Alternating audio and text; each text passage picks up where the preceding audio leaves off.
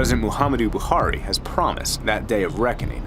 He was elected on a platform of fighting corruption. Like I have always said, if we don't kill corruption, corruption will destroy the country.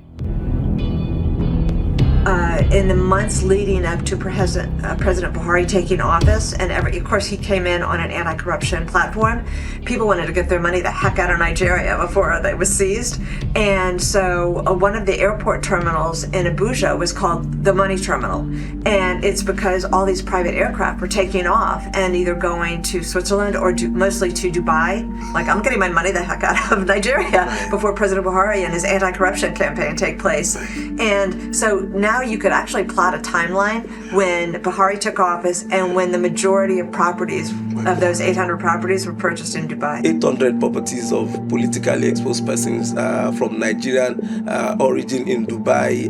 We've had about 16 that was traced, that was worth about 56 million pounds in the UK. We've had about the ones that were about 120 million dollars in the US, owned by politically exposed persons. The new government came in and started doing investigations. Now Diezani is on the run. Diezani was notorious for all that she's done and the properties in the UK, in the US, in Nigeria, and she actually fled to the UK. Diezani must be regretting that she left Nigeria in 2015. If she stayed back, she'll be hosting a bunch of events now. She will come to parties and all people will be dobaling and cool. The English society, as aristocratic as they are, as much as people claim that they feed off African nations like ours, because we have repeatedly seen how swiftly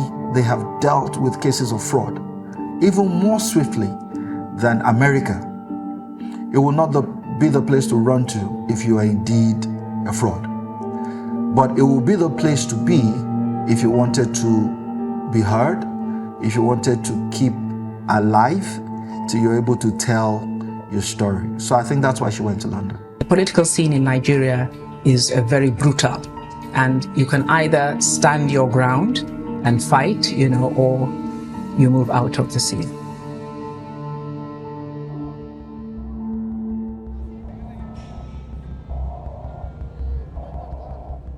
So it would have been going back to about 2013, I think. Yeah. 2013 was when I started, and I didn't say anything to anybody. I kept it to myself, really. I only spoke to the Americans. Why did you speak to the Americans? Because first of all, frankly, there's a great deal of trust. Operationally, you can run really. I've run lots of really sensitive operations with them, and I'd got some very, very, very good friends there that I could trust implicitly, and colleagues, Secondly, we work well together, it cooperates, we're able to work and share things. And thirdly, the reality is whenever you look at these cases, particularly sort of Nigerian corruption cases, there'll be a footprint in London, and there'll be a footprint in the US. There always is. While I was investigating Abacha and Madueke, because again, I wasn't investigating Madueke, I was investigating corruption within the Nigerian oil industry. And of course, as Minister of Petroleum, her name came up repeatedly, because what we found is that money was going in US dollars to people like, at the time, it was alleged that Christopher Eyre, a jeweler in California, had a interesting financial relationship with the Minister of Petroleum. We knew that there were properties in the United States that were being purchased. And this kind of comes back to when I talk about how you do these investigations. They are complex and global in their nature. So what you have to end up determining is which parts are we going to pick off and where are we going to prosecute? OPL 245 is a very interesting case. Under Abacha, he was literally gifting away a lot of Nigerian assets. And one of those assets was a deep sea oil block called OPL 245. And in like 1997, 1998, within 3 weeks of being incorporated, a company called Malibu Oil was given the mining license for OPL 245. And it turns out, with a bit of an investigation by a lot of people, that Malibu Oil was owned by Mohammed Abacha. Abacha's son was a 50% shareholder, and another 30% was owned by then the Minister of Petroleum, Daniel Atete, with a third shareholder holding 20%. And so 80% of Malibu was owned by the then Minister of Petroleum and the son of the president, right? And they were supposed to pay, I think, a $20 million finding fee. They ended up paying like $2 million of that. So for $2 million, they got one of the most lucrative oil blocks in Nigeria. The fact that someone can be in a public office vested on behalf of Nigerians the power to grant licenses and award oil blocks, and the person can be bold and brazen enough to award the most lucrative of all of the oil blocks available for auction to himself. So it has to be like the most brazen because for the amount involved, not just of the license fee, but of the revenue accrued from that single oil block is so enormous that you have to be out of your mind to think that you can take that for yourself as an oil minister and get away with it. July 1998, Abacha died in office. And Daniel Atete apparently saw an opportunity to get rid of, I no longer need Mohammed Abacha's help. Your dad's not in office anymore. And literally, Mohammed was removed from the company. The nature of how large-scale corruption like this works is that you must, as power blocks shift, you shift along with it. You expand ownership structure and stake in the crime. Immediately transition happened, Obasanjo's government directly went at this case. They were the first to start the process of righting that wrong. During the reign of Goodluck Jonathan, they were trying to sell it. And that's when they hired Malibu Oil hired two different consultants to try to find a good buyer for OPL 245. As I said, I interviewed one of those consultants. And that's when Mohammed Abacha filed a legal action saying, wait a second, I own part of that oil block. And because he couldn't get clear title, Daniel Atete was having a difficult time selling it. And that's when I believe that a lot of backdoor deals were made. Goodluck Jonathan and the Attorney General and Madueke, the former Minister of Petroleum at that time, all said, she had to approve the sale to ENI. The OPL 245 case, which is the very notorious oil license that was acquired by Shell and ENI from Nigeria, which was actually then sold to them by the former Minister of Petroleum Resources under General Sani Abacha. We've been on that case for 10 years now, and it's been in several jurisdictions: UK, Italy, the Netherlands, Portugal, US, and in Nigeria. And this was to helping Nigeria to recover what was meant to be about $6.8 billion and was just bought with $1.3 billion. And out of that $1.3 billion, Nigeria only got $250 million. $1.1 billion was shared among, officials of the oil companies, ministers in the Nigerian government, and also some even went to former President Jonathan. And this was really, really well demonstrated when the JP Morgan money went back to Nigeria for OPL 245. And I was watching every penny with my very good friend Deborah, and in the US, in the FBI, and we were watching the transactions, and it showed you how, because the agreement was it was supposed to go into the Nigerian principal government bank account. Well, it did, just didn't stay there. It went out very quickly. OPL, spans like over 20 years from 1998 until recently. I mean, there are strong efforts in the United States now to try to get the U.S. Department of Justice to reopen OPL 245 here in the U.S. because the decision that came out of the court in Milan, where they acquitted E&I, is it's suspect because the evidence we felt very strong. Was that the dumb decision that she made, in your opinion, to come to the UK? Was it a dumb decision? I mean, I don't doubt Alison probably thought it was a dumb decision when my colleagues knocked on her door at 6 a.m. with a search warrant and arrested her. She was arrested by the National Crime Agency. I think it was October of 2015. I authorised it. I authorised the arrest of her. Diezani Alison-Madueke appeared at the Central London Police Station. US and British officials told us Alison-Madueke might have personally overseen the stealing of $6 billion. When Diezani was arrested, my brother texted me with the FT article saying that she'd been arrested, and I got down to Charing Cross police station, and there were all of the Nigerian diaspora journalists outside, the BBC outside, everyone trying to get a look at Diezani. No one spotted her coming out that day. I think she was already at Westminster Magistrates Court. Both the police declined comment, and the wait was a long one, spanning over 6 hours. For some who arrived as early as 6:30 a.m. till after 1 p.m, the journalist and Ogundame say were not discouraged.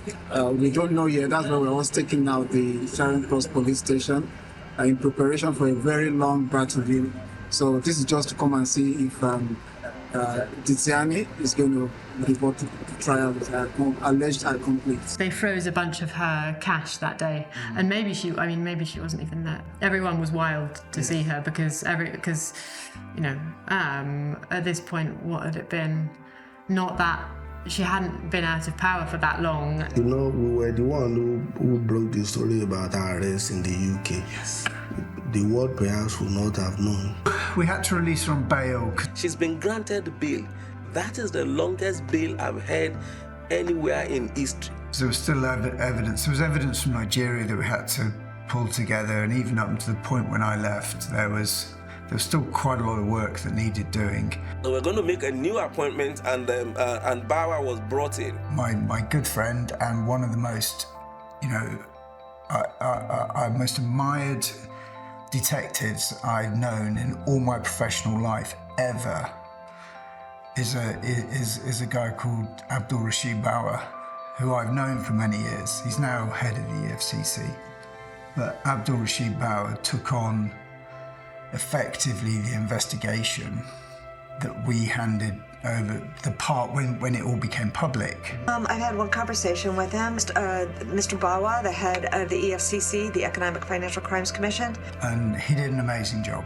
He's smart, he's articulate, he is a new step forward. There's nobody in the EFCC that can impress me as long as they need to go to the villa to get approval to investigate or prosecute. I doubt much if people should be afraid of me. If they see my face, can I hurt a fly? The opportunities that I've had to work with them have been very fruitful.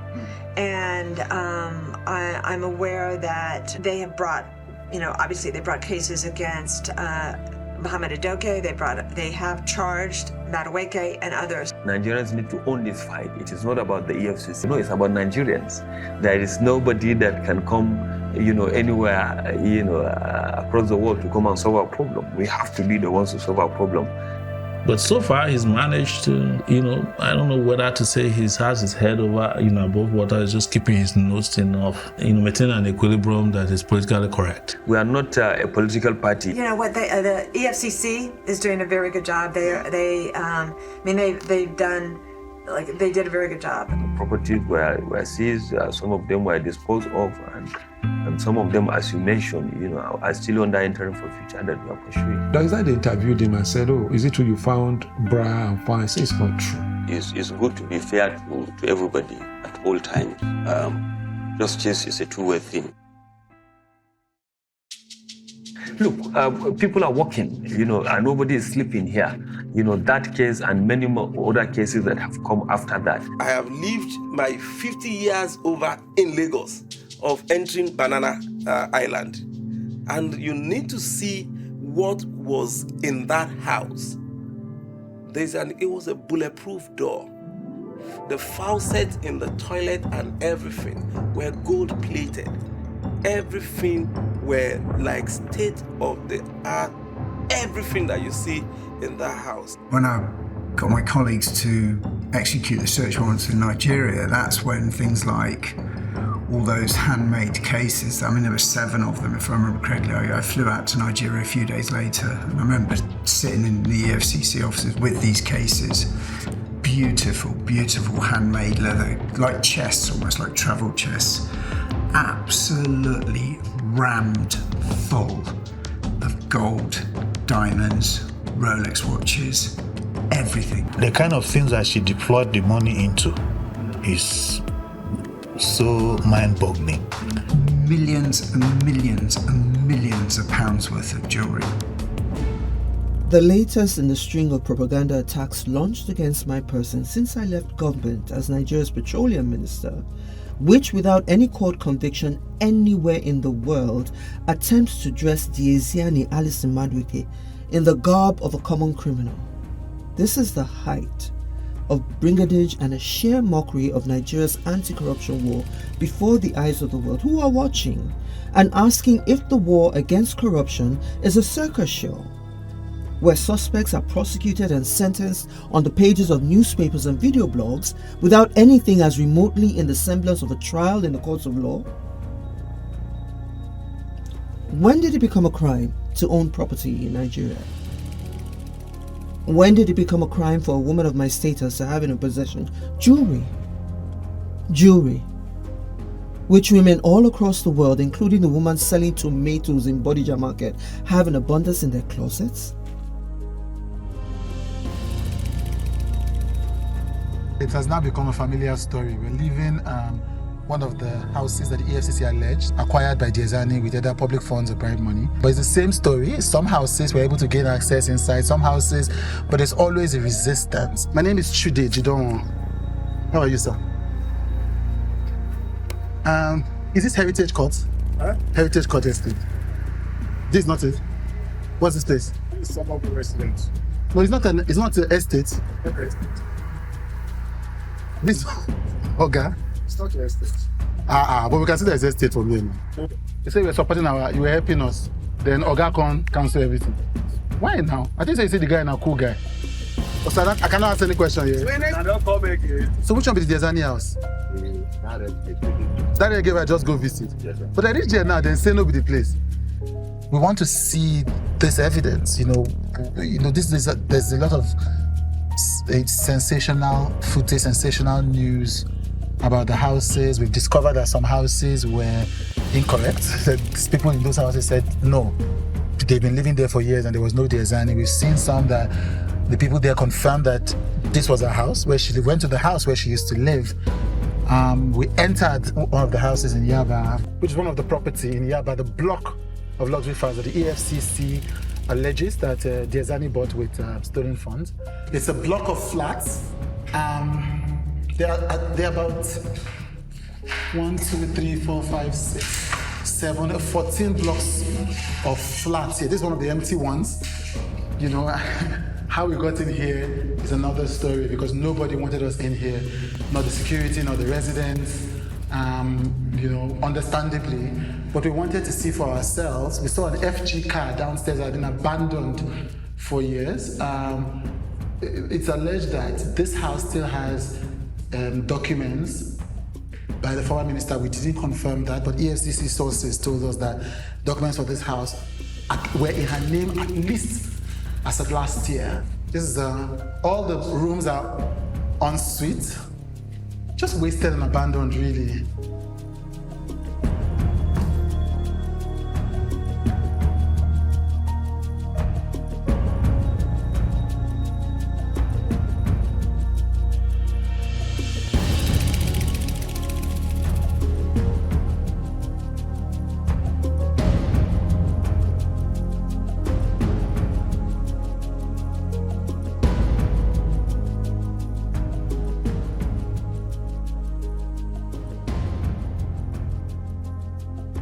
So this is where we came from, was Harley House. That's the property bought by Benedict Peters. Okay. This is Chester Close North, which is the one bought by Colaluco.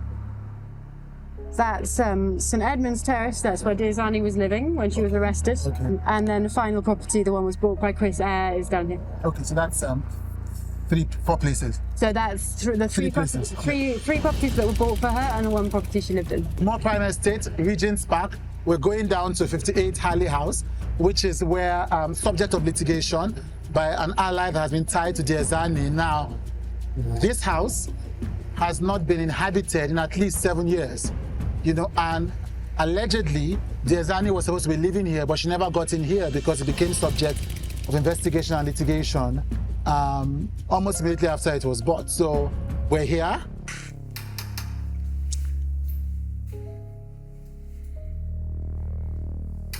There's nobody here. This house is essentially abandoned. But nobody's opening the door. Obviously, nobody's lived here. She said nobody's been here for 7 years. No one's been here since it was frozen. It's 2016, and I'm not sure Madueke ever moved in. Yeah, so she never moved in here. And so nobody has any record of her being here. So it's just like you can see now, it's just shut down. Just prime real estate wasted. And Margot confirms that nobody has been here for the past 6 or 7 years. This house has been empty. Prime real estate, one of London's richest neighborhoods, empty.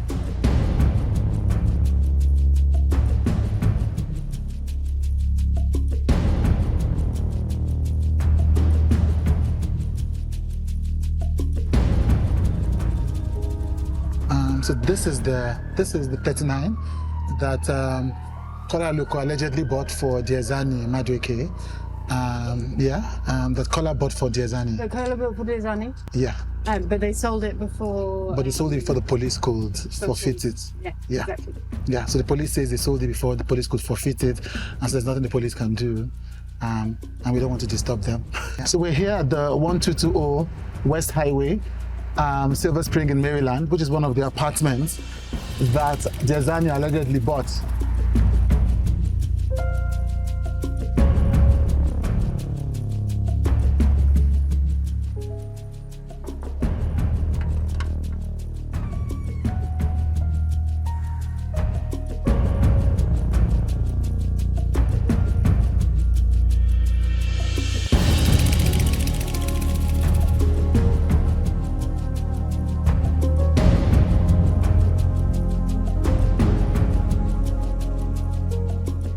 My name is Chude. How are you, sir?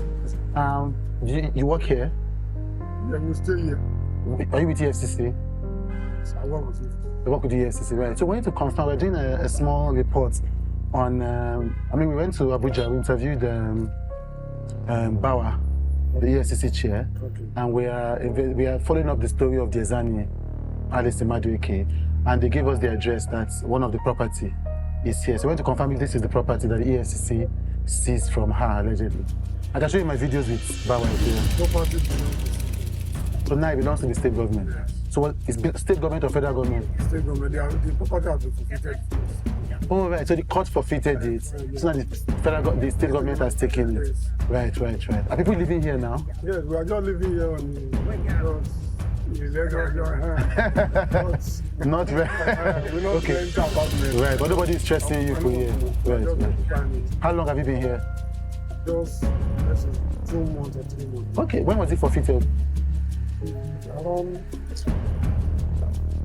I don't remember the value, but this year. Right, this year was when it was forfeited. In March. Right.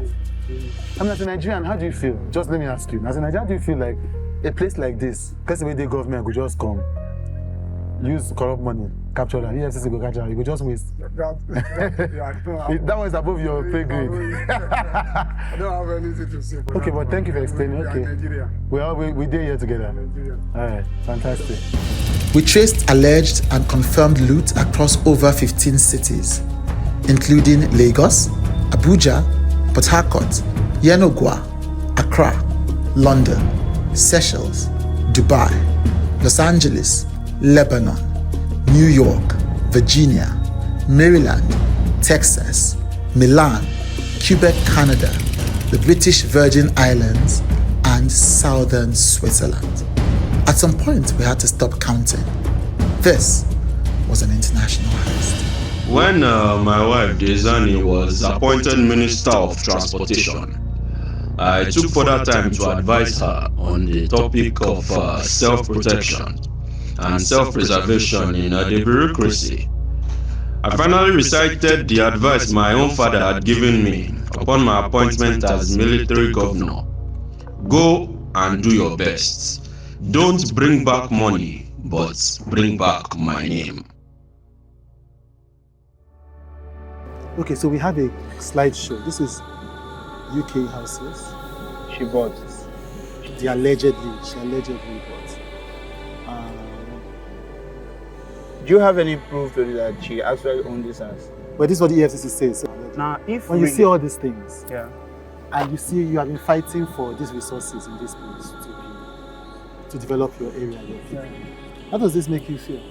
I just told you something. Because of their own corrupt mind, if you are not corrupt, if you don't have the evil mind, how will you be corrupt? And secondly, because you know what you are doing, that's why you just gather a few people so that, look, the only way you can frustrate person is not to empower the person. So the person will not have power. As there is one thing again, if you want to frustrate the one, you don't give him education so that he will remain that mumu short way. So they want to frustrate people, is that what it is? Or if this kind of person, when they know man, papa and mama nice sleep each other born them, and you look at our village there now. We are going there.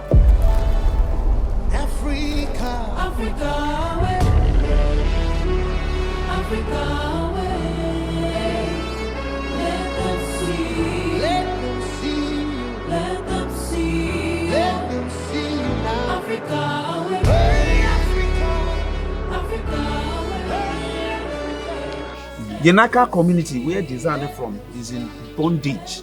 We are greatly affected by the flood. In fact, words cannot even quantify what we are passing through during flood. It affects us so much as an individual, like to me. Sometimes, even where to stay, where to sleep is a problem. Sometimes you'll be sleeping and be scared of maybe reptiles. And all that. A lot of things coming to attack us and all that. We are so disappointed. And the reason why I say we are so disappointed because only our name can give us the development that this small community is of expectant. But to our name, we saw zero intervention of the government. Even to our person, we see zero intervention. If, for instance, we have the president, we have the minister of Nigeria, can you as a person tell me what and what we have gotten? Till now, I'm going back to Bryce as I'm from Bryce this morning. I drove down with my boat on the sea down to this place. I'm going back there. So are you going to tell me in the civilized world the same thing like this is going to happen? Either they're producing oil and so on. The places where they talk say, where they confirm, where court confirm say she buy house. Yeah, for America and for London. Mind this. And to come and so this. So this is not London. So she and her people where they talk say they buy house. One of the house be this. Another of the house be this. At London. London, yes. So another one. This one another one. Now that these are different ones be this one. Yes. This one another one. Then it's the America.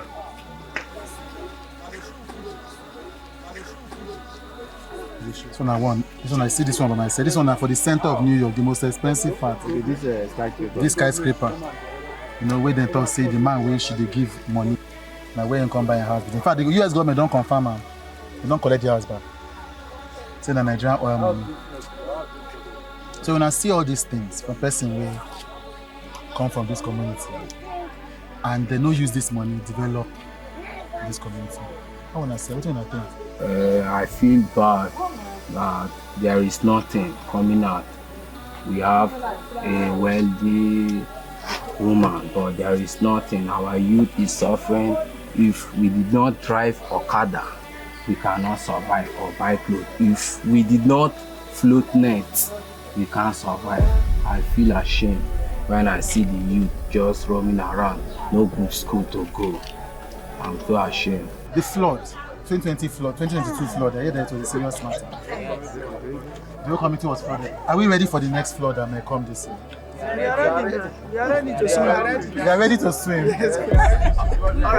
There's no help. It has become normal thing to us. We are not done.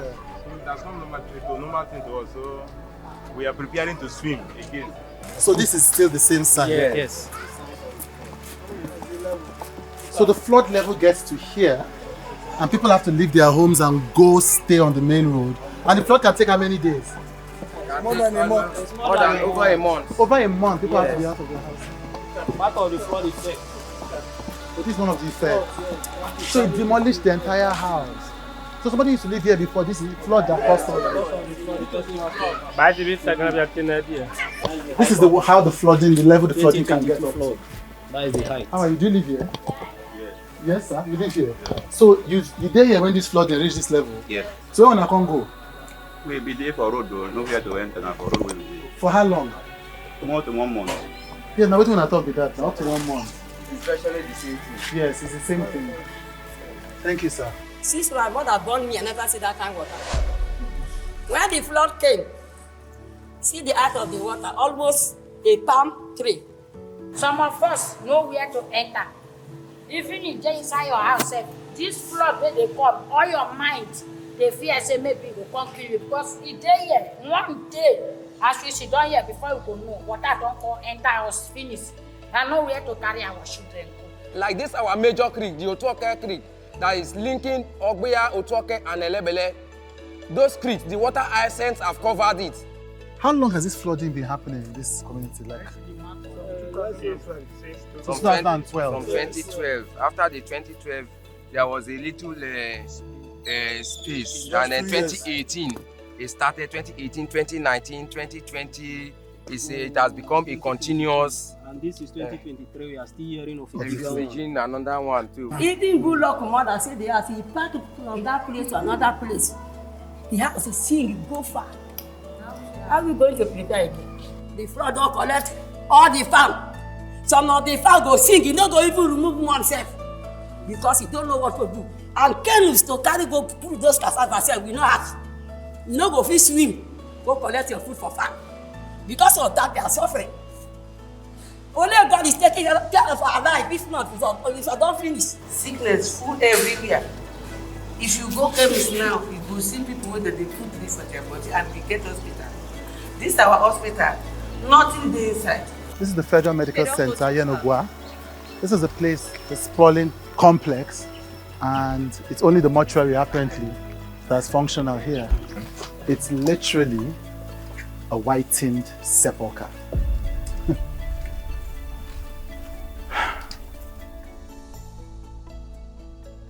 Can I see anybody where she's saying? I just that we were informed that he sent someone to develop here, but just like everything just flew away, even to Sanfio, the back of this community, but they took the money away. That is the rumor that we all heard. But when I see you see any development with them? It wasn't the development that was brought here by Diezani, Minister of Petroleum. This walkway you are seeing. Yes.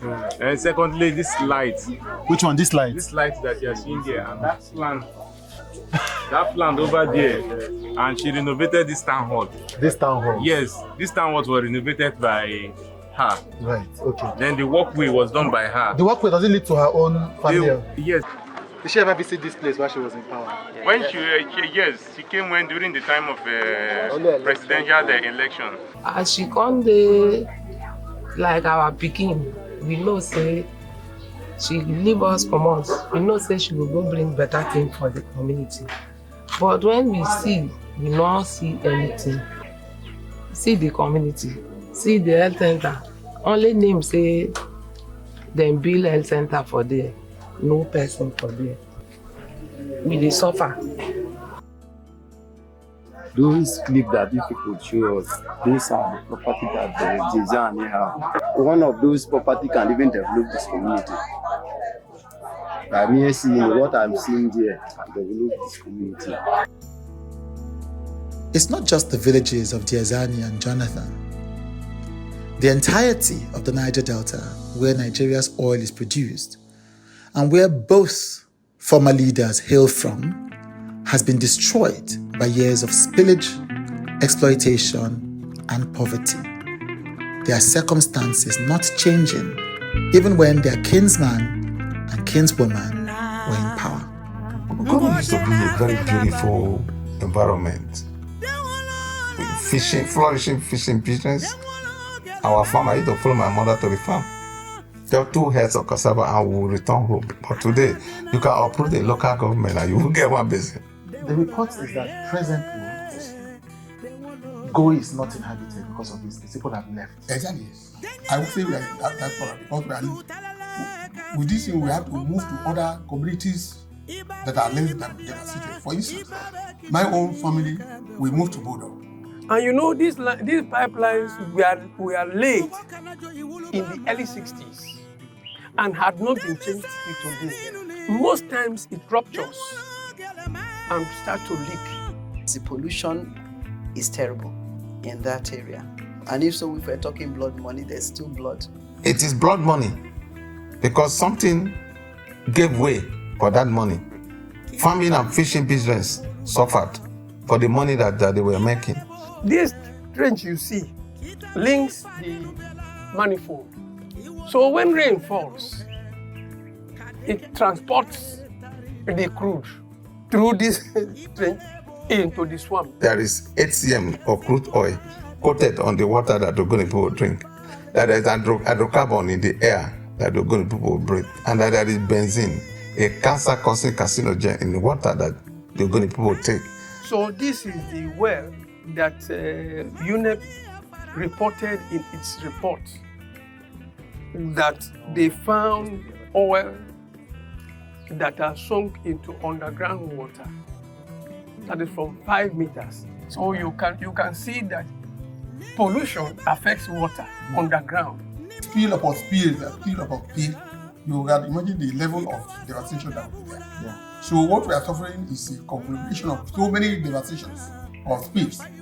As you see this expanse of land, the whole of this area is polluted by oil. This incident of pollution occurred in 2022.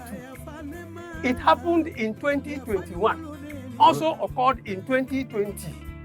This is fresh crude. You see it, you see the things. You see it. That's what is also referred to as the black gold. Our land is dead, it does no longer support harvest. The river is gone because the mangrove forest is gone completely. Even if you put iron fish in the river in Ogoni, they will not survive because of heavy crude. Do people come here to fish? Yes. But is it the primary like fishing river? Yes. But the problem is the catch. Yeah. It's always very, very poor because of pollution. And the pollution has already driven fishes away into the ocean. If we have come when the tide was low, we would have been able to see the impact. You would have seen the impact on virtually, you have seen it at the bank, you see it, you see expanse. And see, those are mangrove trees. Those things you are seeing, they are mangrove trees. They were all over this place you see. They were all over the place. Pollution has killed virtually all. This is 2023. Those areas that have produced oil for us for so long, they don't have electricity at all. Why should that be so? When the Gulf thing happened in the US, you know how much each company was fined? Then it happened in Nigeria because we have a system that doesn't penalize people. People take things for granted. It happens every day and nobody's penalized. So if I'm not penalized, what do? I do business as usual. Because of the Ogoni struggle for environmental justice, for economic improvement, and so on and so forth. Shell in 1993 suspended their operations here. But now they are no longer in operation here because the NNPC had taken over from them and given it to their subsidiary NPDC. Shell is still an issue in Ogoni because it was Shell that operated last in Ogoni. Shell pipeline still run through Ogoni. It is Shell facility and equipment that constantly spill oil.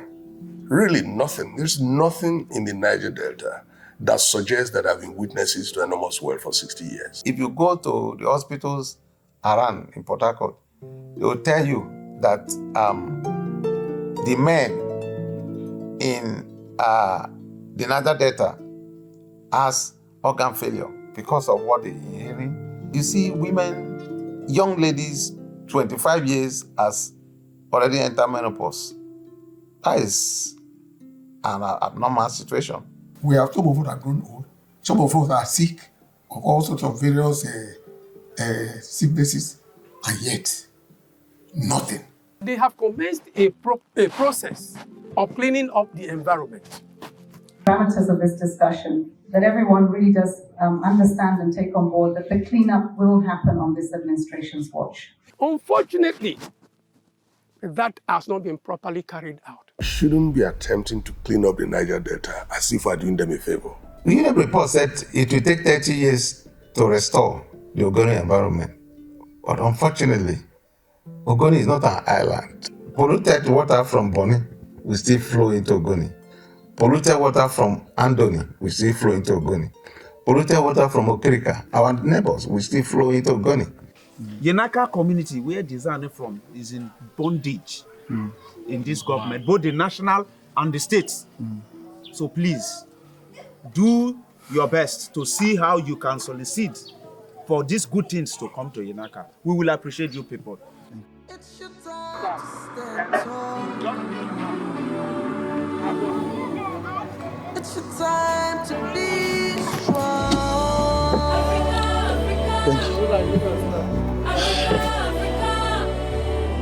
My Africa.